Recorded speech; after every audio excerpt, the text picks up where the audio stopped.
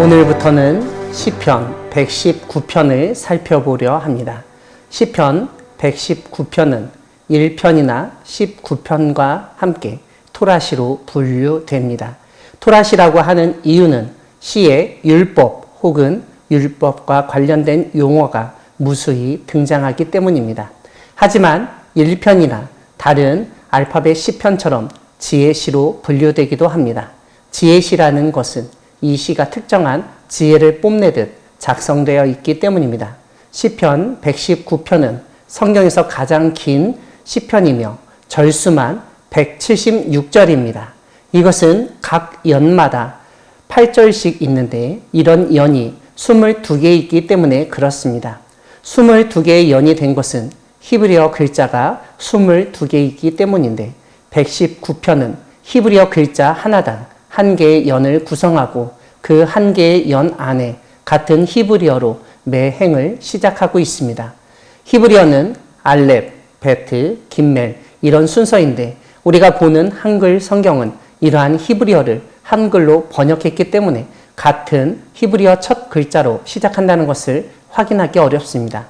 한글로 설명하자면 1년은 기역으로 시작하는데 첫 행은 가로, 둘째 행은 고로, 셋째 행은 굴이라는 단어로 시작하는 것과 같습니다.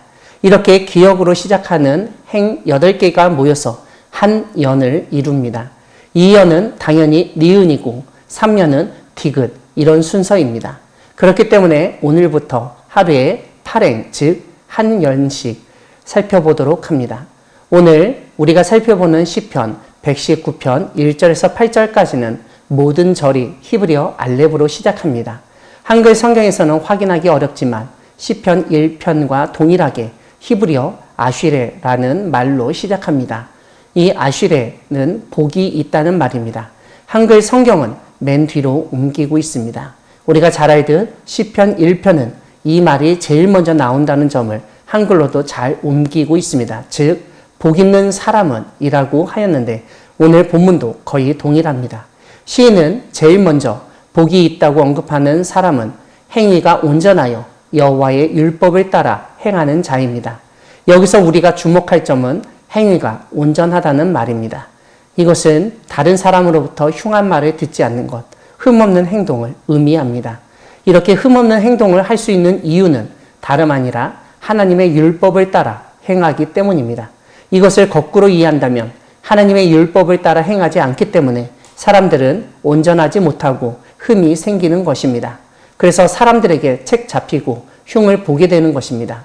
이러한 모습이 없는 사람이 복된 사람이라고 시인은 노래합니다. 2절은 1절과 동일하게 히브리어 아쉬레로 시작합니다. 어떤 사람이 복이 있냐면 하나님의 명령을 지키고 하나님을 온 마음으로 찾는 사람이 복이 있다고 알려줍니다.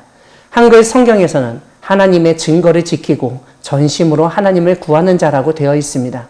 반대로 생각하면 하나님의 명령을 지키지 않고 하나님을 찾지 않는 자는 복이 없다는 의미입니다. 3절은 1절과 2절을 연결해서 이해하도록 하는데 즉, 복 있는 사람은 불의를 행하지 아니하고 주의 도를 행한다는 것입니다. 즉, 하나님의 율법을 따라 행하기 때문에 하나님의 길로 행하지 다른 길로 가지 않고 그렇기 때문에 부정을 저지르지도 않는다는 말입니다. 4절은 히브리어 아타로 시작하는데 이것은 당신을 의미합니다. 오늘 시편에서는 하나님을 지칭하는 말인데 하나님은 하나님의 법도 교훈을 지키도록 명령하셨다는 것입니다. 즉, 하나님의 법도 교훈을 지키도록 명령하신 분은 하나님이시라는 점을 강조한 말입니다. 5절은 히브리어 아할라로 시작하는데 이것은 감정을 나타내는 감탄사입니다. 우리말로는 오 혹은 아 이 정도로 옮길 수 있습니다.